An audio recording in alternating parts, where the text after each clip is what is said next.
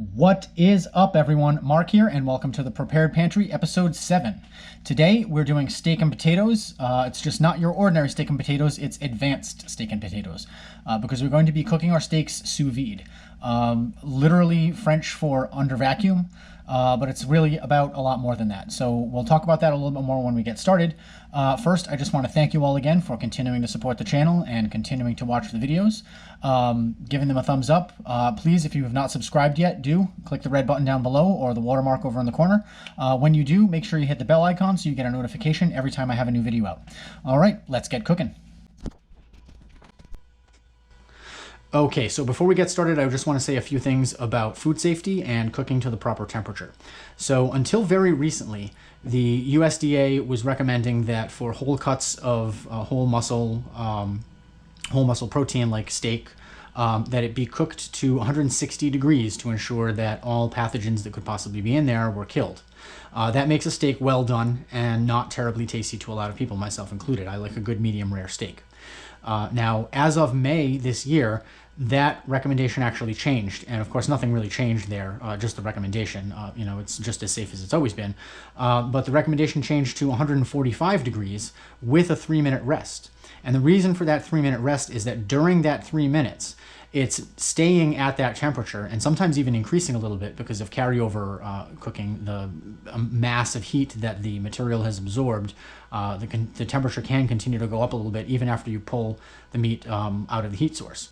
So the recommendation is now just 145 degrees, and that's a big difference from 165, but still I like a rare steak. So we are still going to be perfectly safe cooking to 130 degrees because we are going to be cooking and holding it at 130 degrees via a sous vide method. Now, the sous vide is basically just taking an appliance like this, a small appliance, an immersion circulator, and using it to heat an amount of water in a vessel to a very specific temperature and hold it at that temperature. So we can cook this steak actually in a water bath, vacuum sealed in a pouch, at the actual temperature that we want the medium rare beef to be. And because we're holding it at that temperature for an extended period of time, it's actually going to be just as safe as had we cooked it to 160 degrees via traditional means. The length of time, which is going to be 2 hours at 130 degrees, will be enough to pasteurize this the same as if it was cooked to 160. Now, if you have any doubts about this, by all means, you cook your meat to the temperature that you feel safe eating it. But I just wanted to give a little background that that's what I was going to be doing here today. So obviously we need a sous vide machine for this, or an immersion circulator. I put a couple of links down in the description for these. The one that I use in particular, it's a mid-range model, as well as a value model. You don't have to spend a lot of money on one of these, but it's very important to do this and do it the right way. So I've got the immersion circulator going at 130 degrees right now. So we're ready to plop in our steak. We're going to have this with some potatoes with a little bit of compound butter, Parmesan and cream added. The compound butter is also going to be used on the steak. I made this yesterday because it did need a day to firm up. I do have the ingredients and the method for that down in the description as well. It's basically just some herbs and spices, some chopped parsley, salt, pepper, spices mixed in with some butter, and then just solidified in the fridge, just like you see there. So we'll also have that with a side salad, cucumber and heirloom tomato side salad. And I think that sounds like a pretty good dinner. So let me get a few of these things put away for now, and I'll get our steak and we will get started. Okay, so I have here two New York strip steaks that are vacuum sealed. Now, all I really did to prepare these was pat them dry with a paper towel, salt them and pepper them on both sides, and rub them with just a little bit of olive oil to kind of help lubricate them.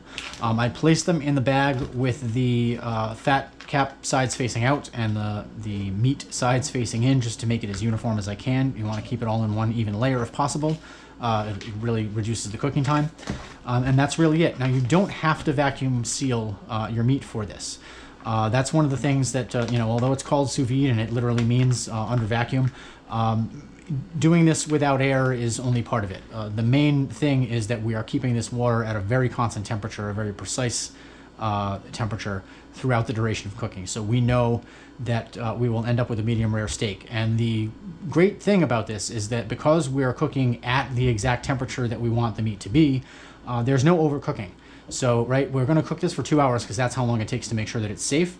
But you could do this for 3 up to really 4 hours without there being any noticeable difference. After that, the meat might start to get a little mushy. The texture might start to get kind of funny. But up until that point, it would still be perfect. If you did not have a vacuum sealer, or if you don't want to do the vacuum sealing, you can put this in a regular Ziploc top bag. Use a heavier duty bag, like a freezer bag. And as you lower it into the water, you're going to keep a corner of the top open, and you're going to work the air out towards the top, and the pressure of the water should help squeeze out most of the air. And then you're going to sink it as close as you can to the surface of the water and close the last little bit of the zipper, and that should have gotten most of the air out. Now we're going to just get started and lower this in, and I'm just going to use a binder clip here just to make sure that this stays fully submerged, it doesn't kind of float away. And that's really it. This is really a set it and forget it kind of thing. Now, I am going to check on this every so often during the 2-hour cooking. I want to make sure that it's staying submerged, that the immersion circulator is still working, that everything is going well.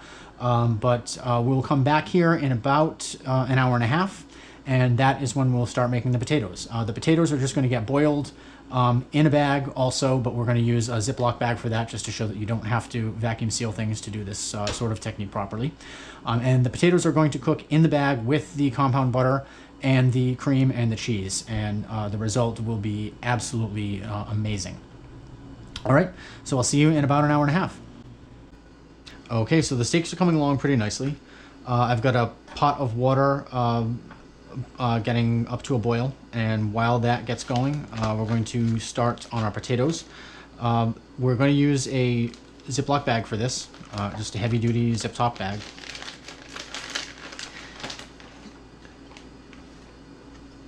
And I just want to kind of cut these down into, I don't know, quarters or eighths.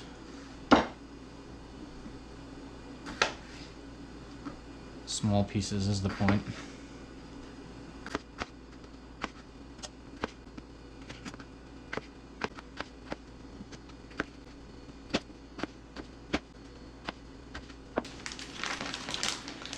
Okay, so the potatoes are going to go into the bag.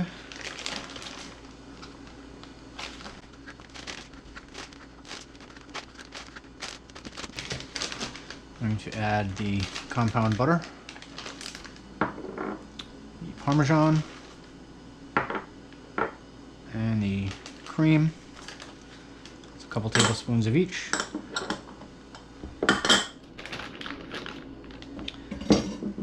To try to squeeze as much air as I can out of this bag and get the butter a little squished up and mixed in with the potatoes.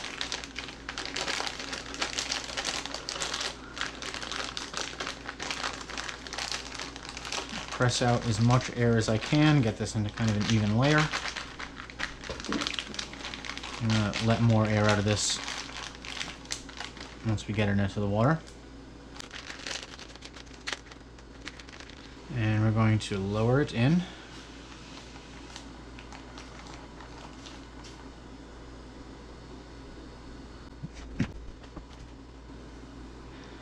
And I'm going to just kind of weigh them down a little with the spoon. Keep them submerged. And when this gets to a boil, I'm going to reduce it again until it's at a simmer. And we'll just let that go for about 30 minutes while the steak finishes cooking. Okay, so after about 30 minutes, it was a little under that actually, removed the cooked potatoes to a bowl. They will stay plenty hot long enough for the last few minutes while we do what we have to do here. So first thing I'm going to do now is take out the steaks.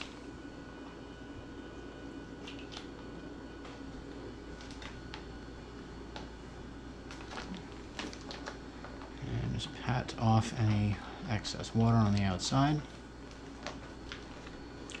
You can turn off the immersion circulator. I'm going to make a couple of side salads to go along with the steak and potatoes. Just gonna cut these up.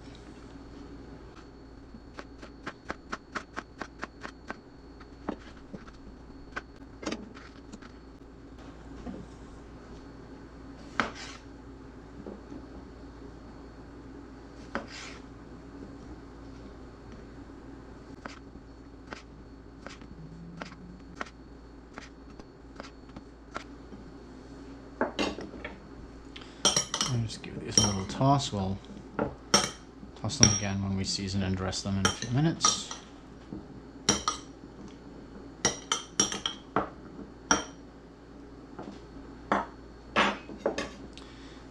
Okay, now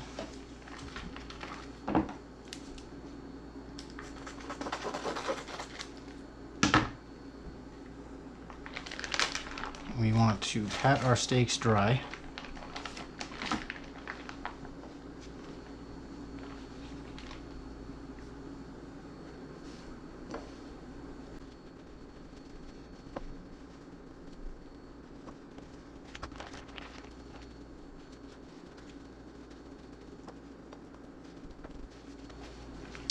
Okay, I'm going to clean a few things up and I'll come back and we'll be ready to serve. Okay, so I know I said ready to serve, but not quite. So we have to address one unfortunate thing about sous vide cooking, and that is that it doesn't always make for the prettiest looking meat. Ideally, we want to have some kind of sear on this. You can throw it on a hot grill. You could throw it in a pan, get a quick sear in a couple minutes on both sides.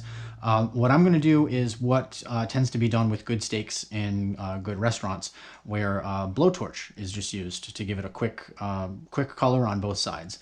That way you don't end up with kind of a layer of overcooked, if you like medium rare, overcooked meat around the, closer to the surface. More of the entire thickness of the steak ends up being medium rare. So let's give this a shot.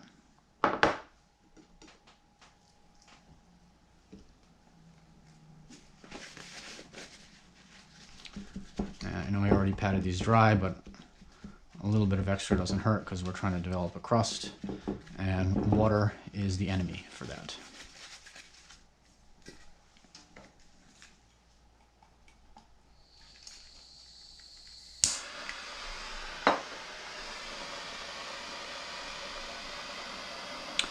Some people will say that they can taste propane. You could use a butane torch for this, but it's perfectly safe to use a propane torch if you're using the torch safely.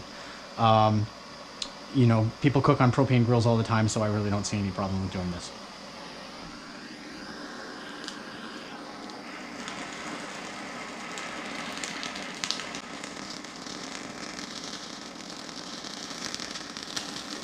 Some of the fat is going to splatter. It shouldn't be too bad.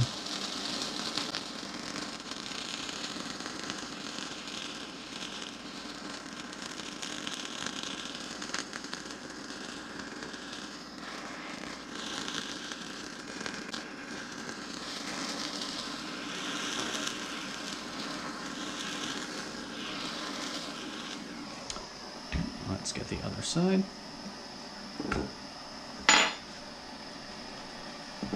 Again, pat it off, just make sure it's as dry as we can get it. And believe me, these steaks will still be plenty juicy. I know it looks like there was a lot of water in the bag, and it looks like we're drying them out here, but trust me.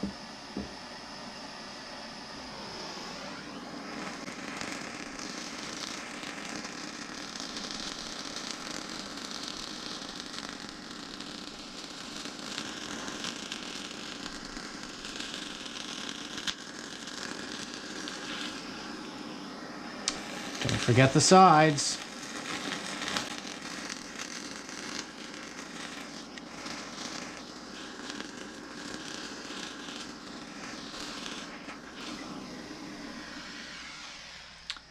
Okay. Now I'm gonna get a little bit of the herb butter on here.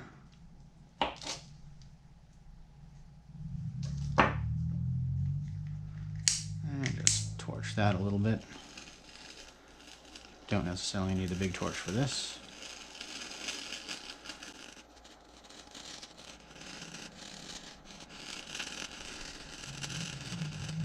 Nothing against steak sauce, but I love a good compound butter.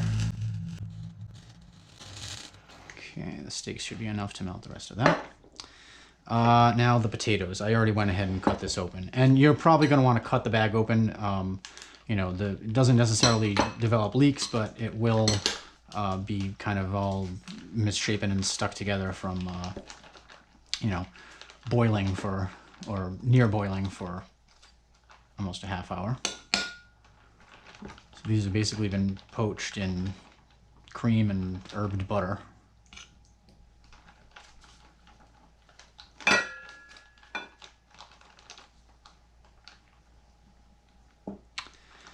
And I think I want a little bit of dressing for my salad. A little bit more salt and pepper. Rhode Island dressing.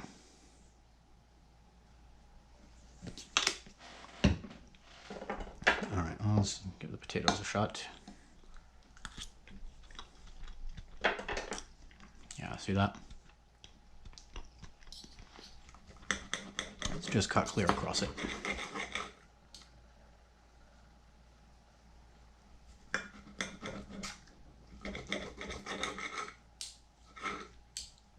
Look at that. Beautifully medium rare.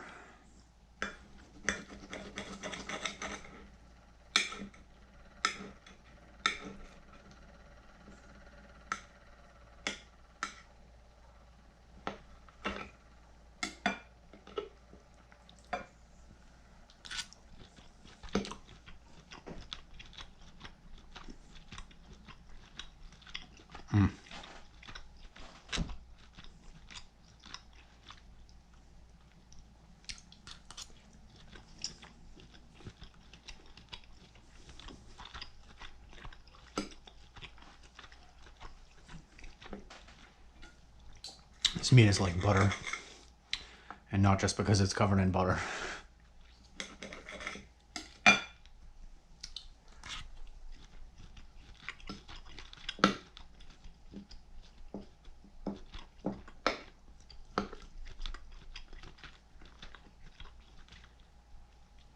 a little bite of everything.